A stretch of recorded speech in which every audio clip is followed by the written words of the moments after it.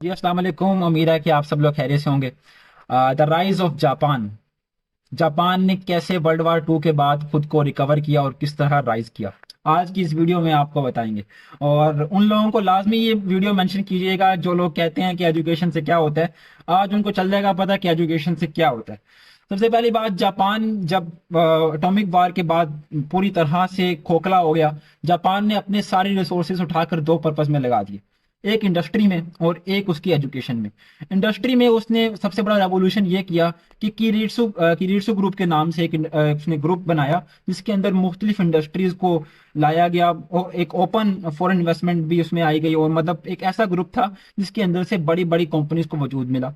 Government को भी फायदा हुआ, कंपनीज को भी फायदा हुआ और अल्टीमेटली एक अच्छी ब्रांडिंग हुई उस कंट्री की और उस प्रोडक्ट्स की, और उसकी वजह से बड़ी बड़ी कंपनीज लाइक मित्सुबिशी और टोटा जैसी कंपनियों ने वजूद पाया। उसके बाद जापान यहां रुका नहीं। दूसरा सबसे बड़ा इनिशिएटिव जापान ने अपनी एजुकेशन में लिया, जो कि गेम चेंजर साबित हुआ जापान की हिस्ट्री के अंदर, कि जापान ने इतनी जल्दी थोड़े से अरसे में रिकवर कर लिया।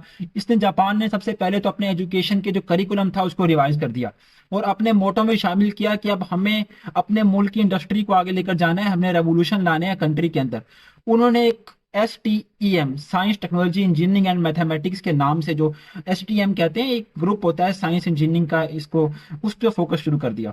वहां से जो लोग उनके पढ़ लिख कर आगे जाते थे उनको इंडस्ट्रीज में लाते थे और मुल्क को उसकी इकोनॉमिकल और उसकी जो कह लें कि एजुकेशनल डेवलपमेंट थी वो हो रही थी।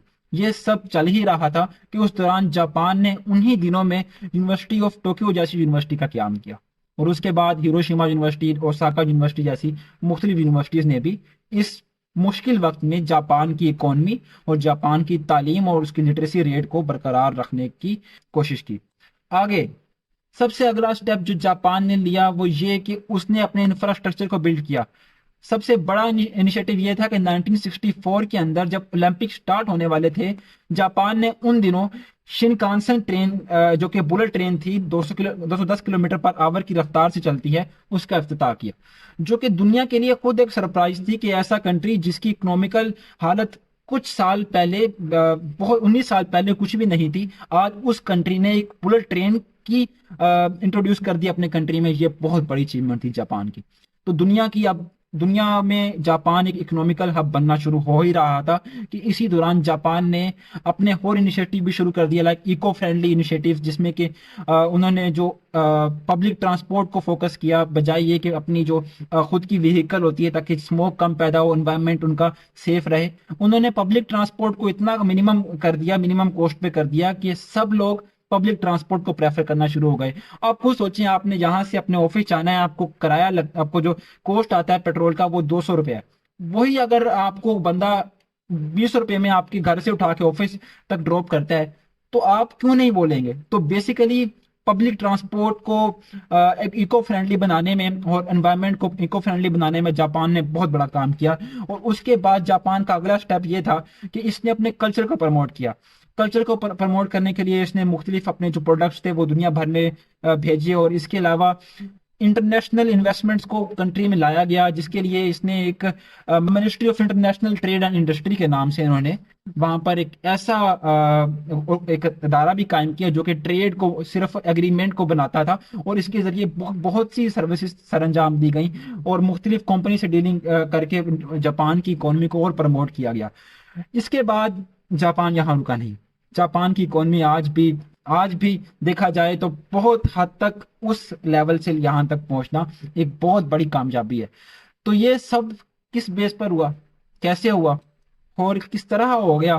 तो उसके लिए एक सिंपल बात ये है, the education in Japan, the quality of education. यही मैं बात करता हूँ कि जापान की एजुकेशन ने ही उसको राइज किया है। आप आज ये बैठ के ना सोचें कि स्किल हो जाएगा तो मेरा कंट्री आगे जाएगा। बज़ाहिर स्किल आपको रोजगार देगी, कंट्री के अंदर भी इकोनॉमिकल कुछ ना कुछ फायदा होगा जब बाहर से डॉलर्स आएंगे। बट ये सोचें कि मुल्क को यूनिवर्सिटीज की जरूरत क्यों है, ताकि अच्छे यहाँ से शहरी पैदा हो और इंडस्ट्रियल डेवलपमेंट यहाँ पर आए और अच्छे अच्छे मुल्क के अंदर सनती इदारे कायम हो, ताकि मुल्क की इकोनॉमी और मुल्क की जो ग्रोथ है वो बढ़े। अपने एजुकेशन के मतलब को समझें। आपके एजुकेशन का मतलब ये नहीं है कि पैसा कमाना है। एजुकेशन का मतलब ये है कि अच्छा शहरी बनते हुए अपने कंट्री को सर्व करना है और अपनी कुछ जिम्मेदारियां अदा करनी है। इसी का मतलब एजुकेशन है। और आखिर में जो सबसे बड़ा स्टेप जापान आज भी लेता आ रहा है और तब भी लिया था, वो था उनका यूनिटी। और यूनिटी के साथ नेवर गिव अप। जापान ने कभी गिव अप नहीं किया।